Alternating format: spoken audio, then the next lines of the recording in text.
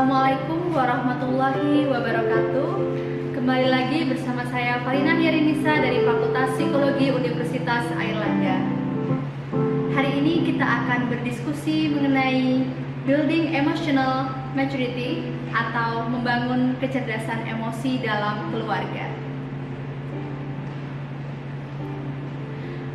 Apakah yang dimaksud dengan emotional maturity? Kecerdasan emosi ini adalah kemampuan seseorang untuk mengontrol emosinya, mengontrol setiap perasaan yang hadir dalam setiap harinya, kemampuan seseorang untuk bereaksi terhadap berbagai jenis situasi yang datang, kemudian kemampuan individu untuk mampu mengkomunikasikan apa yang dirasakan, apa yang dipikirkan dengan emosi yang stabil. Selain mampu untuk menyampaikan atau mengkomunikasikan bagaimana perasaannya, seseorang juga dikatakan dewasa secara emosi, dikatakan matang secara emosi apabila ia bisa berinteraksi dengan sosial dan juga puas terhadap hidupnya, baik hidup bersama keluarga maupun hidup di lingkungan sosial, begitu juga hidup di setting-setting lainnya di mana ia bekerja, di mana ia mengabdi, seperti itu.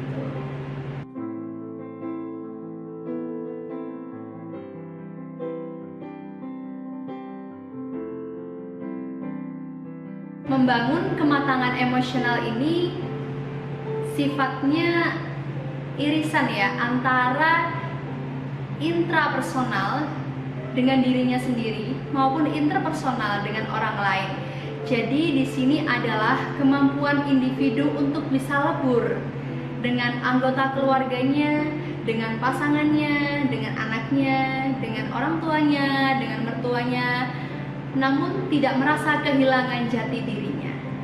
Ketika seseorang bisa beradaptasi, bisa menyesuaikan dengan siapa ia berbicara, bisa memahami bagaimana cara bersikap terhadap pasangannya, terhadap anak-anaknya, terhadap keluarga besarnya, tapi ia tak pernah merasakan kehilangan jati dirinya, kehilangan apa yang menjadi karakteristik dalam dirinya, itulah pribadi yang matang secara emosi. Nah, di berbagai penelitian, baik di level nasional maupun internasional, ternyata kesehatan mental dan kematangan emosional ini berhubungan. Jadi semakin matang emosi seseorang, semakin sehat mental pula individu tersebut. Dua hal ini, ketika seseorang dikatakan sehat mental dan juga memiliki kematangan emosional, seseorang akan memiliki beberapa skill yang dibutuhkan. Di antaranya adalah kemampuan untuk berinteraksi, kemampuan untuk berkomunikasi secara efektif, kemudian kemampuan untuk beradaptasi di berbagai setting kehidupan, kemampuan untuk menyelesaikan masalah atau problem solving, dan juga kemampuan untuk coping stress, mengendalikan stresnya, mengontrol stres yang ia hadapi dalam kehidupan sehari-hari. Nah, apa sebenarnya kaitannya kematangan emosi terhadap kesehatan mental keluarga? Sebenarnya dengan kita mampu mengontrol emosi kita, mampu bijaksana dalam mengendalikan emosi yang hadir setiap harinya, sebenarnya kita akan lebih mudah dalam mengelola ruang kompromi di antara keluarga, di antara anggota keluarga kita. Nah, ini adalah poin yang penting. Mengelola ruang kompromi adalah salah satu cara untuk tetap mempertahankan keharmonisan dalam rumah tangga. Yang harus dipahami bersama adalah proses mengenali pasangan itu sifatnya dinamis. Jadi mungkin selama masa perkenalan kita mengenal calon suami atau calon istri kita sebagai pribadi yang pendiam, yang penurut. Tiba-tiba ketika sudah menikah, kepribadian ini sifatnya dinamis. Boleh jadi ada hal-hal yang berubah, boleh jadi ada hal-hal yang mengagetkan. Nah, disinilah pentingnya kematangan emosi untuk mengelola ruang kompromi terhadap perubahan-perubahan sikap yang dimiliki oleh pasangan kita selama itu masih dalam koridor norma yang berlaku di masyarakat. Artinya selama itu masih dalam batas toleransi, sesuai dengan nilai-nilai yang kita anut, tidak melanggar agama misalnya, tidak melanggar norma-norma yang berlaku di masyarakat maupun di negara. Disitulah peran emosi kita untuk terus mengelola dan memperluas ruang kompromi kita terhadap pasangan. Artinya, perubahan sikap dan karakter adalah hal yang wajar selama tidak keluar dari koridor yang telah ditetapkan bersama. Seperti yang sudah dibahas di pertemuan sebelumnya, bahwa setiap pasangan pasti memiliki nilai-nilai yang disepakati bersama. Nah, selama tidak melanggar batas-batas ini, perubahan sikap, perubahan kebiasaan itu perlu untuk dikompromikan, perlu untuk diterima. Kompromi ini bisa berupa berbagai macam situasi ya, seperti kompromi terhadap bagaimana komunikasi dengan teman, dengan keluarga besar, kompromi terhadap impian dan karir masing-masing, lalu kompromi terhadap bagaimana menyeimbangkan perasaan dan logika, dan juga bagaimana menyikapi prinsip hidup. Lalu seperti apa sih yang dikatakan sebagai emosi yang matang? Ada beberapa contoh. Tapi garis besar dari kematangan emosi adalah kemampuan individu untuk bertanggung jawab atas diri sendiri, atas segala tindak tanduk perilakunya, dan atas keputusan yang diambil. Nah, beberapa contoh perilakunya diantaranya adalah yang pertama, menyadari dan mengakui bahwa kita boleh jadi memiliki kesalahan. Artinya, ada sebuah potongan lirik lagu anak-anak yang sangat terkesan hingga saat ini. Hanya yang pemberani yang mau mengakui kesalahan. Jadi sebenarnya ketika kita mengakui, ketika kita menyadari bahwa ada perilaku yang salah, dan kita mampu mendeklarasikan, mampu menyampaikan kepada orang lain bahwa kesalahan ini adalah seperti ini, misalnya pernah berbohong atau pernah menutupi sesuatu, disampaikan kepada pasangannya. Nah, ini sebenarnya adalah salah satu cara untuk melatih kematangan emosi kita. Kemudian yang kedua adalah menyadari bahwa kita adalah individu yang berbeda dengan pasangan kita, bahwa kita bukan selalu menjadi pasangan yang selalu senada, seirama. Artinya konflik itu adalah hal yang wajar, hal yang bisa dialami oleh siapapun. Dan ketika kita menyikapi konflik dengan terus melatih komunikasi, terus berdiskusi, terus mencari jalan keluarnya bersama-sama, disitulah kita dapat dikatakan sebagai pribadi yang matang secara emosi.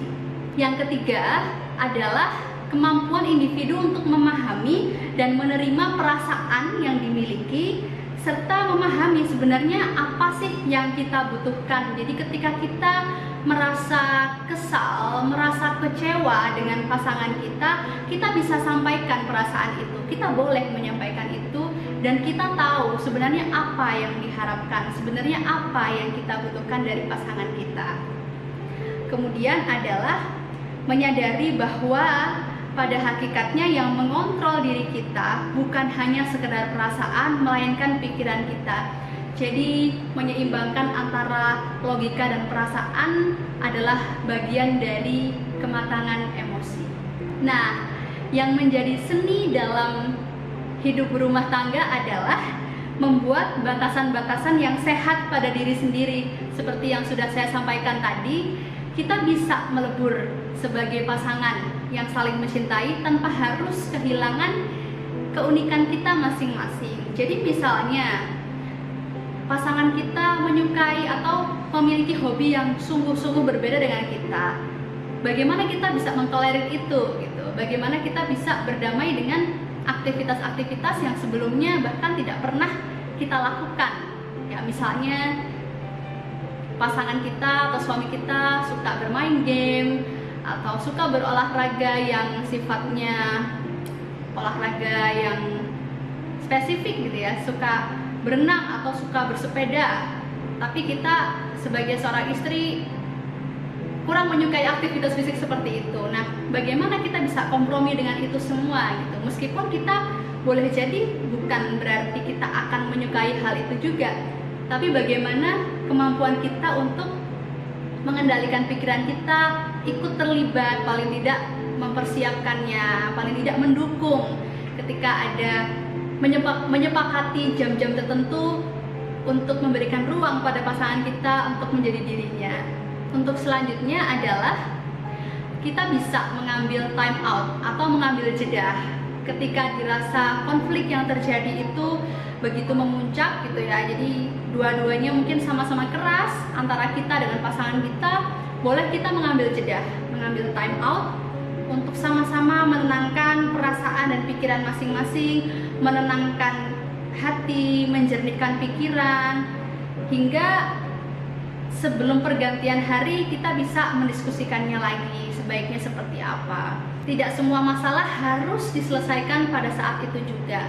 Kadang jeda dari sebuah permasalahan, dari sebuah konflik, itu yang mendewasakan kita sebagai pasangan suami istri untuk bisa berpikir lebih kritis, berpikir lebih jangka panjang, sekaligus menguji seberapa besar komitmen kita untuk mempertahankan rumah tangga yang sudah disepakati bersama. Ciri-ciri kematangan emosi berikutnya adalah memahami cinta sebagai bentuk kesalingan dalam kasih sayang. Saling dalam kasih sayang ini adalah bentuk tertinggi menurut saya ya. Jadi bukan lagi bicara soal siapa yang paling juara, siapa yang paling berkorban, siapa yang paling berkontribusi. Bukan lagi bicara soal itu, melainkan memahami peran kita, memahami peran pasangan kita, memahami potensi dari masing-masing diri kita, sehingga bukan hanya soal kuantitatif saja yang kita ukur, melainkan bagaimana kita bisa terus tumbuh, terus berkembang bersama sesuai dengan kemampuan kita, sesuai dengan potensi kita seperti apa, dan juga menghargai setiap progres sekecil apapun itu yang dimiliki pasangan. Ini tentu bukan hal yang mudah. Bahkan di tahun ke-5 pernikahan, di tahun ke-10 pernikahan, ya masih saja terus berlatih seperti itu, dan itu tidak apa-apa gitu. Selama kita memiliki komitmen yang kuat, selama itu pula kita akan terus belajar memahami bahwa sejatinya bentuk kasih sayang terbaik adalah kesalingan itu. Yang terakhir, kematangan emosi dapat ditunjukkan dengan memahami bahwa setiap keluarga akan selalu punya tantangan masing-masing. Kita bisa memahami bahwa dalam hidup selalu ada keseimbangan antara kemudahan dan ujian. Kemudahan dan kesulitan itu adalah tantangan di dunia, istilahnya begitu ya. Tantangan dari Tuhan untuk kita berproses bersama menjadi lebih baik lagi. Ketika meyakini adanya nilai-nilai spiritual juga sebenarnya ya di kematangan emosi ini, ketika kita yakin bahwa segala bentuk kesulitan itu selalu ada di setiap keluarga dengan jenisnya masing-masing, di saat itu pula sebenarnya kita matang secara emosi. Kita tidak akan lagi membandingkan rumput tetangga yang lebih hijau. Kita tidak akan lagi melihat kenapa ya keluarga Ibu X lebih bahagia daripada saya, kenapa keluarga sebelah lebih sejahtera daripada saya, tanpa mengetahui seluk-beluk, tanpa mengetahui perjuangan yang mungkin sedang mereka tempuh juga. Hanya saja kita tidak diberi akses untuk melihat itu semua. Lalu tips dan trik apa nih yang bisa kita lakukan bersama untuk sama-sama melatih mematangkan emosi kita? Yang pertama adalah bagaimana saling menumbuhkan pikiran positif dan optimis kepada pasangan kita.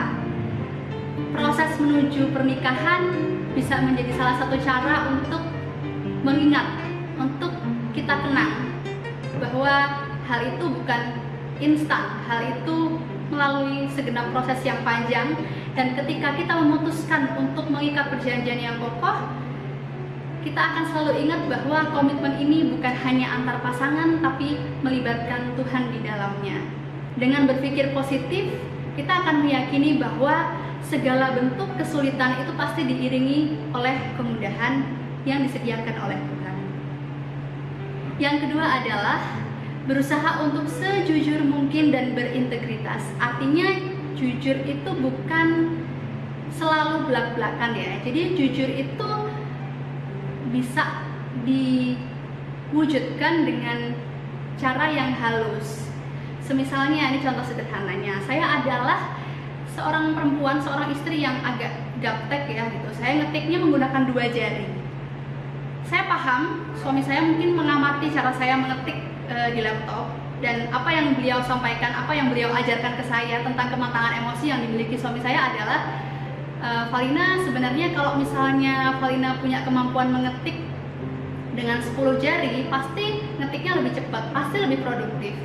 Alih-alih berkata, ih umur 28 tahun kok ngetiknya masih 2 jari sih, beliau lebih memilih untuk mengambil kalimat-kalimat yang lebih matang ya secara emosi, kalimat-kalimat yang tidak menyinggung saya gitu. Meskipun saya tahu itu adalah kelemahan saya, mengetik dengan 2 jari. Sesimpel itu terkadang tidak mudah untuk dijalani semua orang.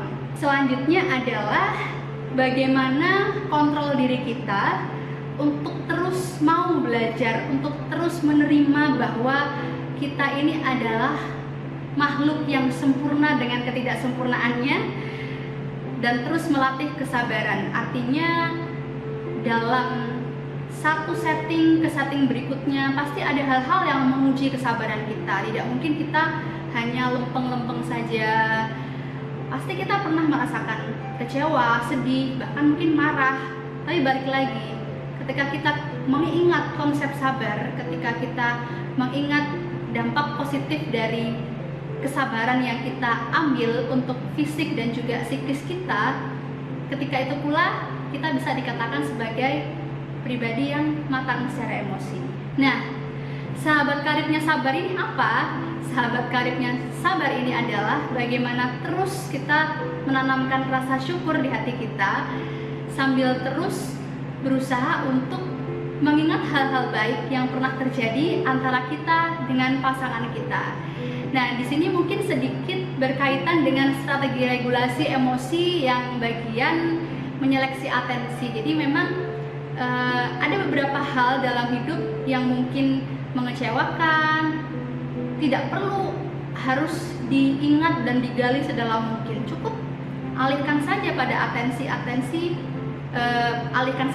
atensi yang membuat kita merasa senang, atensi terhadap pengalaman-pengalaman yang menyenangkan, atensi terhadap perjuangan gitu ya. Bahkan dengan mengingat hal-hal sulit kadang membuat kita menjadi semakin bersyukur gitu, kita bisa melewati itu semua bersama-sama. Nah, selanjutnya adalah kita mungkin akan sadar bahwa kita diberikan 1 mulut dan 2 telinga itu bukan tanpa maksud ya, tapi karena Tuhan ingin memberikan kode, memberikan isyarat pada kita agar lebih banyak mendengarkan daripada berbicara. Jadi itulah bagaimana kita belajar untuk mendengarkan orang lain, mendengarkan masukan dari orang lain, apalagi pasangan kita, dan juga memahami. Jadi bukan hanya mendengar saja, tapi juga memahami apa makna dari feedback, dari masukan, dari kritik yang membangun. Apapun itu kita pahami dan kita refleksikan. Kira-kira mana yang bisa saya perbaiki secara langsung, mana yang harus ditunda, mana yang harus diabaikan. Kita kelola itu sehingga kita jadi pribadi yang matang secara emosi. Nah, untuk selanjutnya, 2 karakter berikutnya, 2 tips and trick ya lebih tepatnya, yaitu bagaimana kita terus belajar untuk tidak mudah tersinggung dan juga mengelola ekspektasi terhadap pasangan kita, mengelola ekspektasi terhadap keluarga kita serajin mungkin. Artinya begini, bukan saya mendeskripsikan keluarga kita, melainkan mengelola ekspektasi ini menjadi kekuatan bagi kita untuk terus menerima sepaket kelebihan yang dimiliki pasangan kita, menerima sepaket kelemahan yang dimiliki pasangan kita. Cara yang paling mudah apa? Cara yang paling mudah adalah memahami diri kita sendiri. Gimana tanda-tanda kita sudah memahami diri kita sendiri? Adalah memahami bahwa kita ini sebenarnya kalau di list dalam selembar kertas HPS, kelebihan dan kekurangan pasti sama. bahkan mungkin lebih banyak kekurangannya ya gitu. Kalau kita bisa mengenal kekurangan kita, insya Allah kita akan lebih mudah untuk memberikan toleransi kepada kekurangan orang lain, apalagi kekurangan pasangan kita. Ketika kita bisa secara berkelanjutan melakukan aktivitas itu setiap harinya, kita akan lebih mudah untuk mengontrol emosi, lebih mudah untuk menerima, lebih mudah untuk bersyukur atas setiap keputusan yang diambil, atas setiap rezeki yang Tuhan berikan. Seperti itulah pribadi orang-orang yang memiliki kematangan emosi.